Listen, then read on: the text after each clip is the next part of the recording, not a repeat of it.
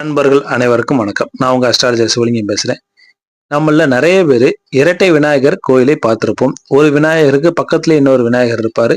இந்த மாதிரி இருக்கக்கூடிய திருத்தலங்களை நிறைய பேர் தரிசனம் பண்ணியிருப்போம். ஆனா இந்த ரெண்டு விநாயகர் இருக்கக்கூடிய ஆன்மீக காரணம் என்ன? இந்த இரட்டை விநாயகரை வழிபாடு செய்யும் பொழுது என்ன விதமான பலன்கள்லாம் நமக்கு கிடைக்கும்? என்னென்ன தேதியில எவ்வாறு வழிபாடு செய்யணும் இந்த இரட்டை விநாயகரை அப்படிங்கிறத பத்தி நிறைய பேருக்கு தெரியாது. அதற்கான விளக்கத்தை தான் நாம இன்றைய பதிவுல பார்க்க போகின்றோம். சரி வாங்க வீடியோக்குள்ள போலாம். ஒரு சமயம் சிவபெருமானிடம் கோபித்துக் கொண்டு பிரிந்து சென்று பார்வதி தேவி தனியாக தவம் செய்ய நேரிட்டது. இதை கண்ட விநாயகர் தன் பெற்றோர் இருவரும் ஒருவர் கோபம் தீர்ந்து ஒன்றிணைய வேண்டும் என்ற எண்ணத்துல தன்னையே, அதாவது தன் உருவத்தை போலவே ஒரு விநாயகர் வடிவத்தை வடித்து வைத்துக் கொண்டு வழிபாடு செய்தார்.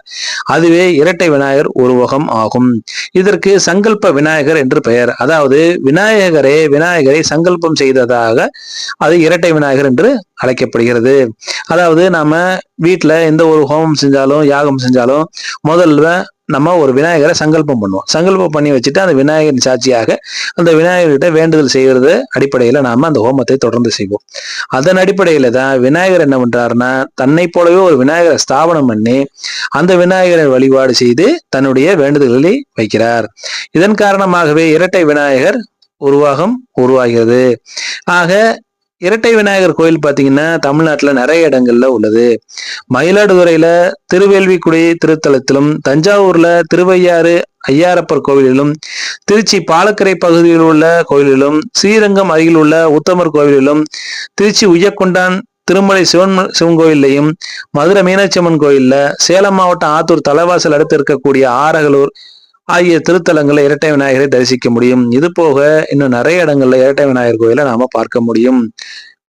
ஒரு விநாயகரை வழிபடும் போது கிடைக்கக்கூடிய பலனை போல இரட்டிப்பு பலன்கள் இரட்டை விநாயகரை வழிபடும் பொழுது நமக்கு கிடைக்கும். ஆக அது எப்படி பண்றது, எப்படி வழிபாடு செய்வது அப்படிங்கிறத பத்தி பார்ப்போம்.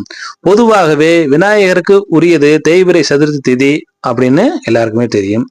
ஆனா விநாயகருக்கு தேய்பிறை சதுர்த்தி திதியை போலவே நட்சத்திரத்துல திருவோணம், திருவாதிரை, விசாக நட்சத்திரங்களும் விநாயகர் வழிபாட்டுக்கு மிக உகந்த நட்சத்திரங்கள் ஆகும்.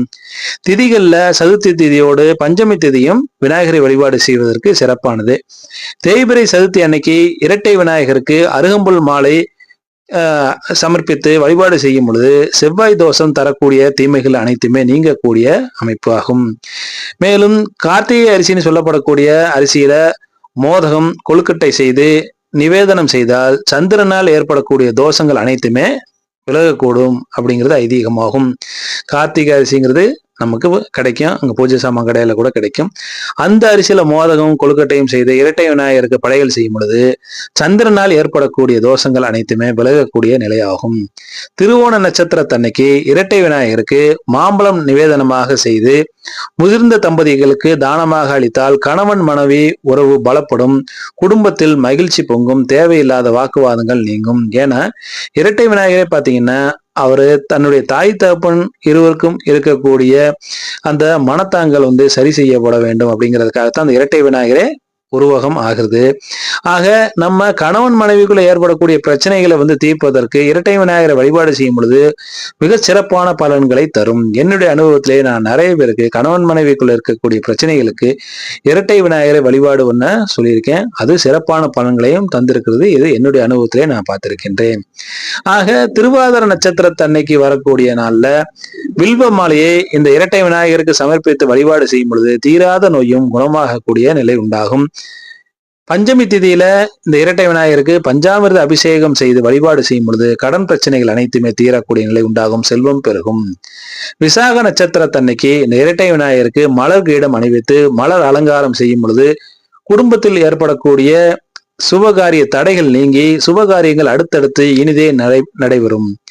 செவ்வாய்க்கிழமை அன்னைக்கு இந்த இரட்டை பிள்ளையருக்கு வழிபாடு செய்யும் பொழுது நாகதோஷம் நீங்கக்கூடிய நிலை உண்டாகும். இதே சனிக்கிழமை இந்த இரட்டை விநாயகரை வழிபாடு செஞ்சீங்கன்னா, ஏதாவது ஒரு பழத்தை வச்சு நைவேத்தியமாக வச்சு வழிபாடு செஞ்சீங்கன்னா நிச்சயமாக சனி தரக்கூடிய பாதிப்புகள் அனைத்துமே குறையும். ஆக அந்த சீசனுக்கு என்ன பழங்கள் கிடைக்குதோ, ஆரஞ்சு, மாம்பழம், வாழைப்பழம், அப்படி இல்லைன்னா எல்லா காலகட்டங்களிலும் வாழைப்பழம் கிடைக்கும். அந்த வாழைப்பழமாவது அந்த இறைவனுக்கு நைவேத்தியமாக வச்சு வழிபாடு செஞ்சீங்கன்னா நிச்சயமாக உங்களுக்கு சனி தரக்கூடிய பாதிப்புகள் அனைத்துமே நீங்கும். ஆக இரட்டை விநாயகர் என்பது ஒரு பவர்ஃபுல்லான தெய்வமாகும், சக்தி வாய்ந்த தெய்வமாகும். நம்முடைய வேண்டுதல்கள் அனைத்துமே உடனடியாக நிறைவேற்றி தரக்கூடிய சக்தி இறைவனுக்கு, இரட்டை விநாயகருக்கு உண்டு என்று கூறி, நிச்சயம் இந்த பதிவு உங்களுக்கு பயனுள்ளதாக இருக்கும். உங்க சர்க்கிள்ல யாருக்காவது கணவன் மனைவி, ஃப்ரெண்ட்ஸுக்கோ, உறவினர்களோ கணவன் மனைவிக்குள்ள அடிக்கடி ஊழல்கள் வந்துகிட்டே இருக்கு, பிரச்சனைகள் வந்துகிட்டே இருக்கு அப்படின்னா அவர்களுக்கு இந்த பதிவை ஷேர் பண்ணி விடுங்க. நிச்சயம் அவர்களுக்கு இந்த பதிவு பயனுள்ளதாக இருக்கும். அவர்களையுமே இந்த இரட்டை விநாயகரை வழிபாடு செஞ்சுக்கிட்டே வர சொல்லுங்க. நிச்சயமாக கணவன் மனைவிக்குள்ள இருக்கக்கூடிய பிணக்குகள் நீங்கி மன ஒற்றுமை ஓங்கக்கூடிய நிலை நிச்சயமாக இறைவன் அருளால உண்டாகும். மீண்டும் நல்லதொரு பதிவில் உங்களை சந்திக்கும் வரை விடைபெறுகிறேன். நன்றி, வணக்கம்.